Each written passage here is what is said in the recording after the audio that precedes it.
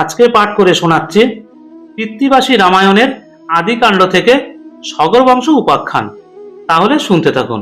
রোহিদাস রাজা হইলেন উপাখ্যান, পুত্রতুল্য রাজাগণে পালে নরবর।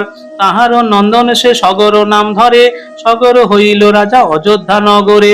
মন দিয়া শুনো সগরের বিবরণ, যে কথা শুনিলে হয় পাপ বিমোচন। অপুত্রক রাজা রাজ্য করে মন দুঃখে, অপুত্রের মুখ লোকে প্রাতে নাহি দেখে। দুঃখেতে সগর বনে করিল গমন, বহুকাল করিল শিবের আরাধন। সন্তুষ্ট হইয়া শিব বলেন সগরে, বরমাদি লহ রাজা যাচাহ অন্তরে। সগর বলেন পুত্র বিনা বড় দুঃখ, বর দেহ দেখি আমি বহু পুত্র মুখ।